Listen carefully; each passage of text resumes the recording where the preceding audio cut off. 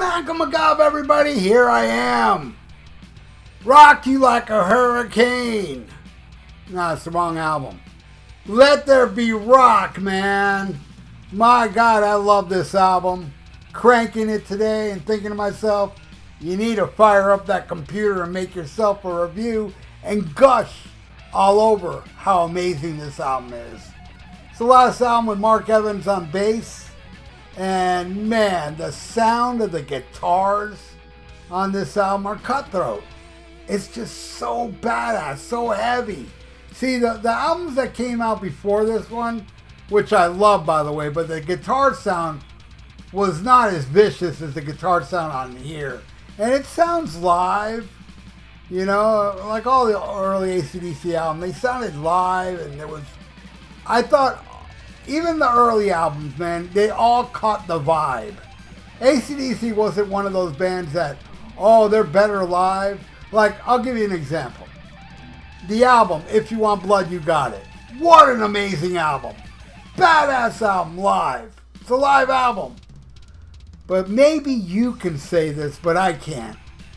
I don't think the versions on that album, with maybe the jack, are better than the studio versions. And the only reason I'm saying the jack is because the lyrics, I like a little more, even though I love the studio version lyrics with the card game. But that's not off this album. This album, man, it just rules. You know, back in late 1976, AC/DC were in a slump. You know, manager Michael Browning said, it was very close to being over. Things were progressing well in London and Europe, and we've been through a whole lot of things with the Marquee when they, you know, broke all the house records.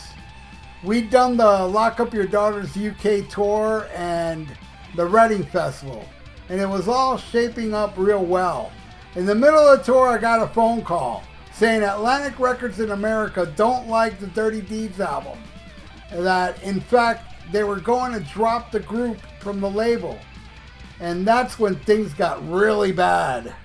And Mark Evans said, there was always a siege mentality about that band. But once we all found out that Atlantic had knocked us back, the attitude was, fuck them, who the fuck do they think they are? So that was the point, you know, onward, and it was like, fuck. We'll show them. We were seriously fucking pissed off about it. It didn't need to be discussed. We were going to go in and make that album and shove it up their arse. Angus Young said, our brother George asked us what kind of album we wanted to make, and we said it would be great if we could just make a lot of guitar riffs, because we were all fired up about doing all this touring. So there you go, and the reception was pretty good, man. The reception to Let There Be Rock was extremely positive. According to AllMusic, which gave the album a rating of 4.5 out of 5 in a retrospective reviews, AC/DC played sweaty, dirty, nasty rock, and the band had rarely done that kind of rock before they did.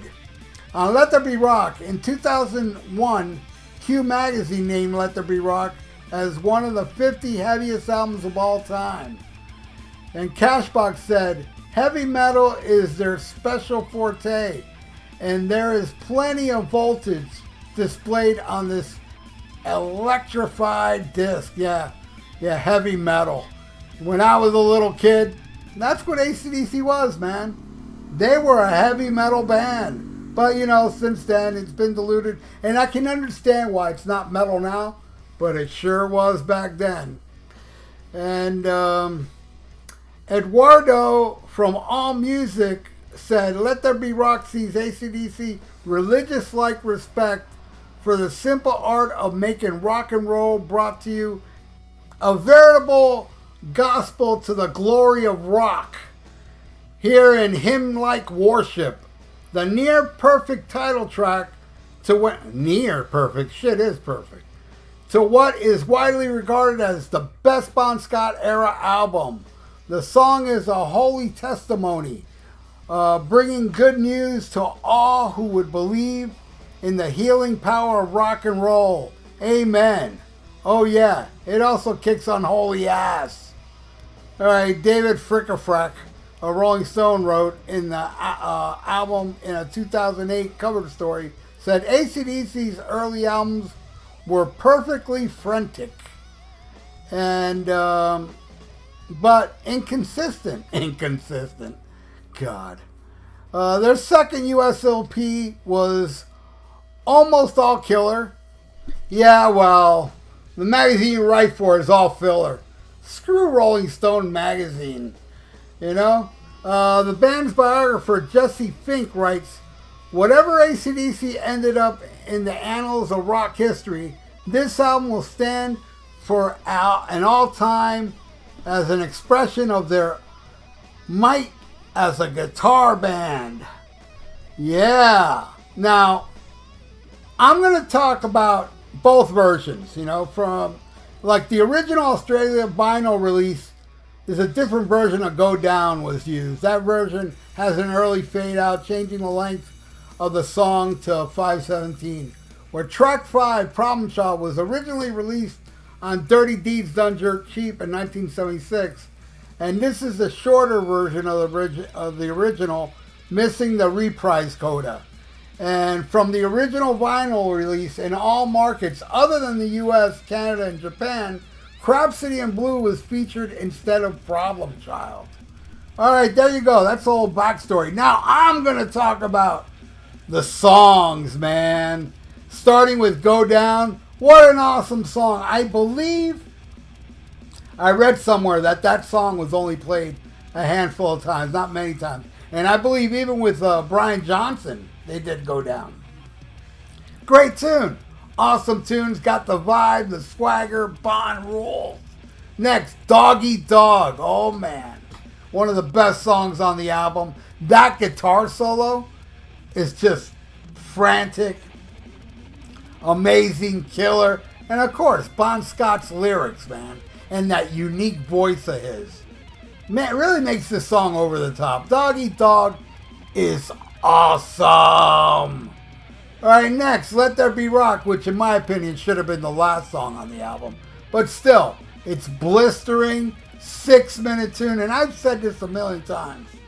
When you see AC/DC play this live with Phil Rudd, look at Phil Rudd. I mean, constantly bashing it out, and it's way more than 6 minutes, the live version. And, you know, I used to hang out with these death metal guys that would always use Phil Rudd as, as the joke. Oh, yeah, look, Phil Rudd. Like, Phil Rudd is a lame drummer. And I would say, yeah, well, you know, Pete Sandoval, who I think is a god amongst gods as drummers, I said, if Pete Sandoval tried to do Let There Be Rock with the pure killer vibe that Phil Rudd did, his arms would fall off. But hey, that's besides the point. Phil Rudd is in the pocket. The man is a genius. One of the greatest drummers ever that doesn't have to show off. He plays for the song, and does he play it well or what? Let There Be Rock rules. All right, the next one, Bad Boy Boogie. Man, just the way it starts. On the day I was born, the rain fell down. There was trouble brewing in my hometown. And just the genius of his lyrics. Like, you say left, I say right. That. Yeah, it's just, my God, nobody wrote lyrics better than Bon Scott. I've said it a million times. My favorite lyricist, you know? A lot of people say Bon Scott is the greatest frontman. I say it's David Lee Roth, but I say it's David Lee Roth because I saw David Lee Roth. I never seen Bon Scott. So, maybe he was. All I know, he was a damn badass frontman that without even seeing him live, he's up there in my top 5 of greatest frontmen ever. And Bad Boy Boogie totally, emphasizes that.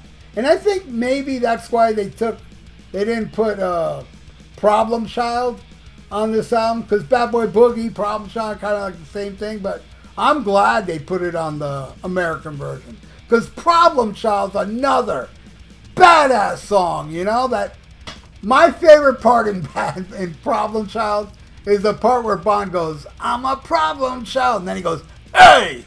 That shit is awesome. You just know he's a damn problem child with the, hey!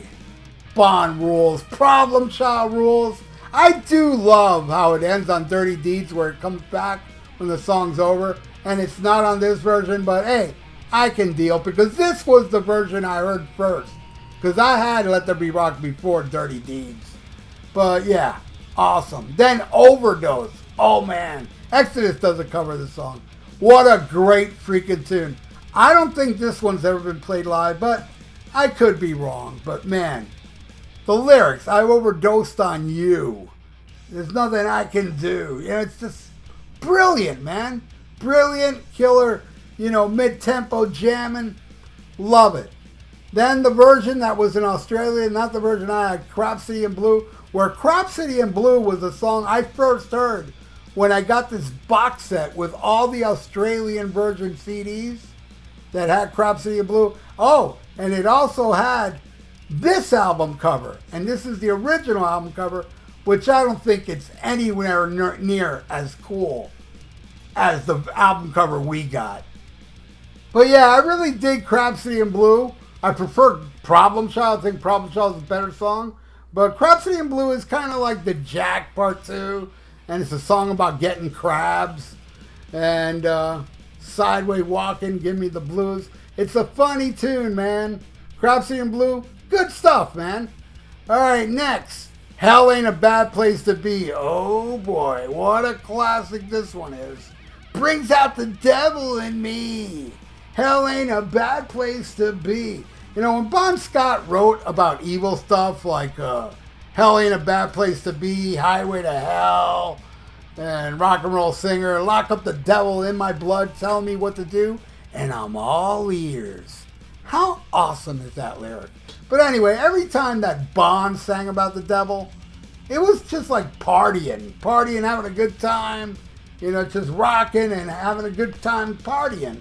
That when Brian Johnson came in, it took a little more evil, like Hell's Bells, if God's on the left, then I'm sticking to the right, and evil walks behind you. There's a lot of like evilness when Brian joined, but when Bon was there, man, hey man, singing about the devil was a party to him. And yeah, so Hell Ain't a Bad Place to Be. Fucking classic. Alright, and we end the album with Whole Lotta Rosie. Come on. Does this song fucking crank or what? I think this song should have ended side 1. And Let There Be Rock should have ended side 2. But what can you do? But yeah, Angus, the live version. Man, Whole Lotta Rosie about Bon talking about some big girl he was with, you know?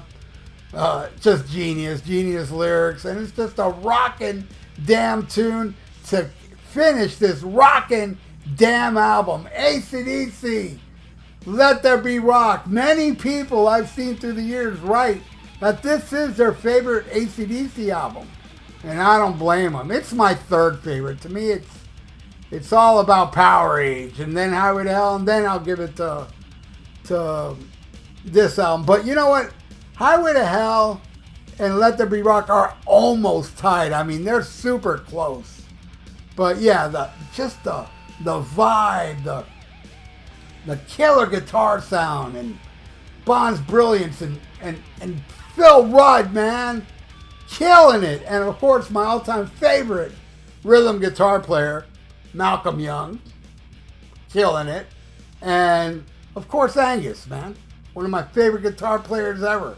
Not technically great, but that's what makes him great, I think. A lot of people that aren't a technically great guitar player, but yet they carve out that sound. That's, you know, when you hear Angus Young, you know it's Angus Young. You know, a lot of people praise a lot of guitar players out there, but I think a lot of guitar players out there, I hear them and I'm like, who's that?